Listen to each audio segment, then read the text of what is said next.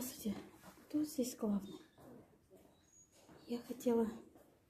У меня просьба необычная.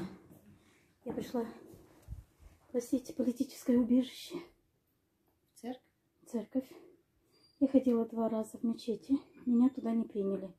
Вчера там мулла сказал, что у нас не предусмотрено принимать жителей, но есть церкви, при церкви есть здания, куда берут людей, которым некуда идти. Это монастырь называется. Это называется монастырь. Монастырь. Да, в монастырь просто тоже не возьмут, там надо нести послушание несколько лет сначала, чтобы... У нас просто такого нет. В Алмате это практикуют, у нас такого нет. В Астане разве нет? Нет. Вы можете подождать отца Сергея Калиева. Он будет часа в 3. Да, ну, только он может такой вопрос решить. Просто я живу вот в этом доме, 10/1. Ваш Витя всегда, здесь люди всегда видят, как меня забирают незаконно представители власти, садятся на меня. Можете посмотреть в YouTube-канале про меня. Прям садятся в наглую, забирают машину, садят на 10-15 суток. Только за то, что я попросила свободу политзаключенным. Вот за это разве можно сажать человека?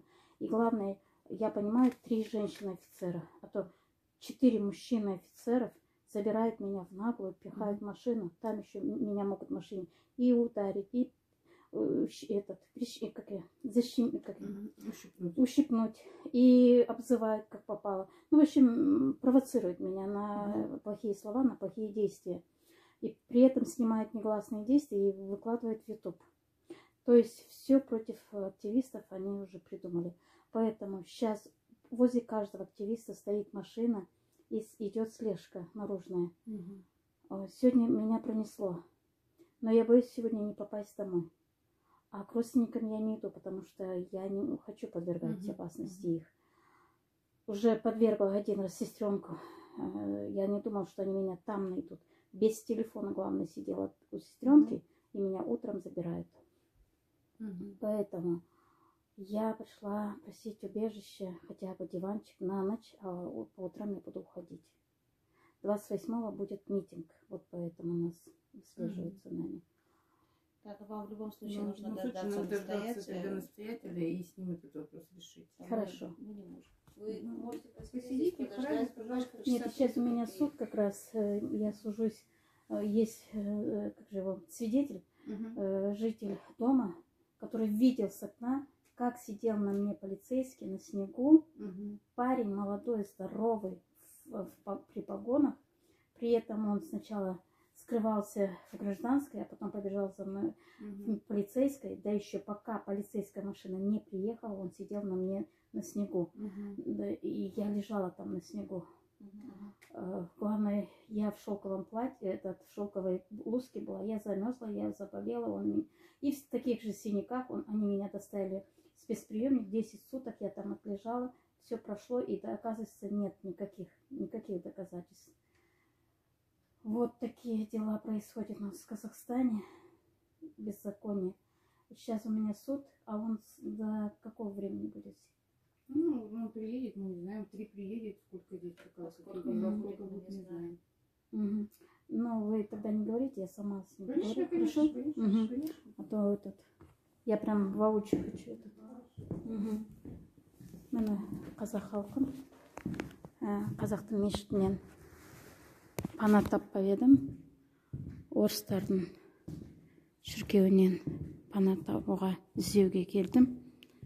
Өйткені бүкіл белсенділердің есік алдында. Қазір слежка не дейді қазақша. Вот, слежка на қазақша. Следить. Менің істемей қалды ғой, орысша сөйлеймін деп.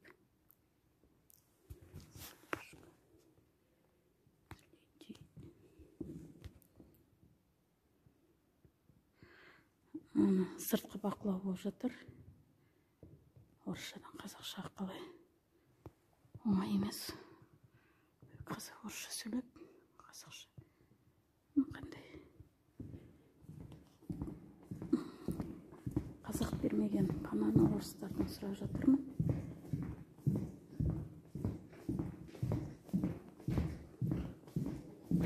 Хорошо, где-то я в 5 или в 6 подойду. Хорошо? Спасибо. До свидания.